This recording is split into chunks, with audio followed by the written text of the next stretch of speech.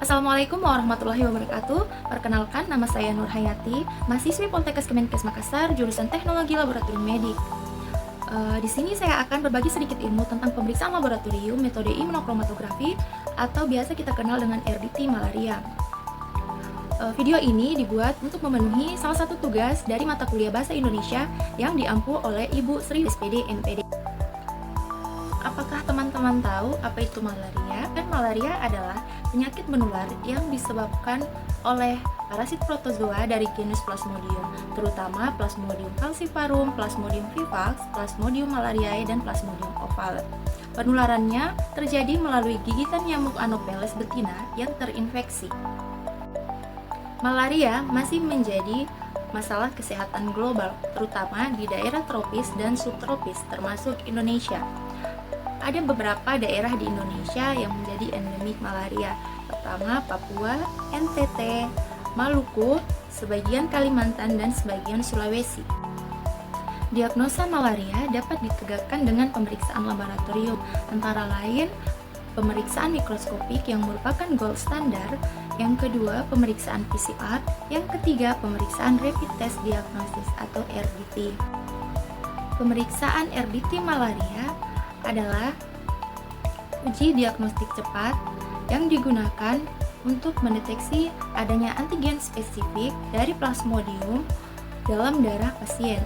Prinsip kerja pemeriksaan RDT malaria yang berdasarkan metode imunokromatografi, yaitu strip uji yang mengandung antibodi monoklonal yang spesifik, misalnya HRP2 atau PLDH, yang bereaksi dengan antigen parasit malaria yang akan membentuk kompleks antigen antibodi.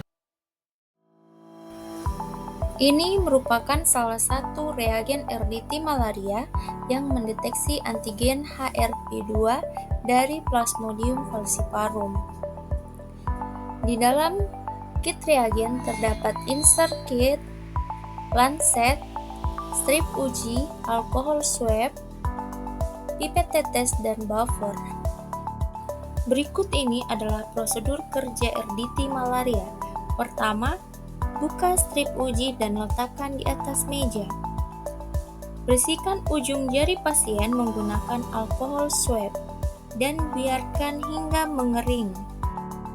Tusuk jari pasien menggunakan lancet steril.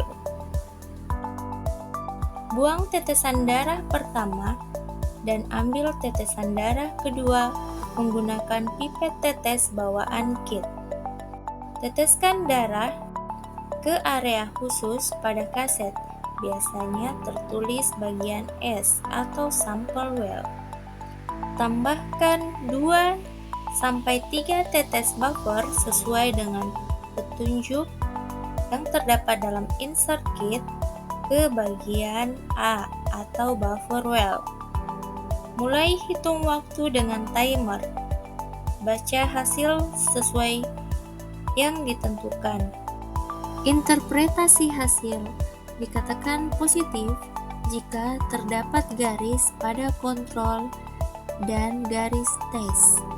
Dikatakan negatif jika hanya terdapat garis pada kontrol, dan dikatakan invalid jika tidak terdapat garis pada kontrol atau hanya terdapat pada garis tes. Maka ulangi pemeriksaan dengan reagen yang baru. Kelebihan dari RDT malaria ini yang pertama, cepat, mudah, praktis, dan dapat digunakan di lapangan, terutama untuk daerah terpencil. Yang kedua, tidak perlu menggunakan alat canggih, misalnya seperti mikroskop. Kekurangan pemeriksaan RDT malaria: sensitivitas bisa menurun pada infeksi parasitemia rendah. HRP2 bisa tetap positif walaupun pasien telah sembuh karena antigen ini bertahan lama di dalam darah.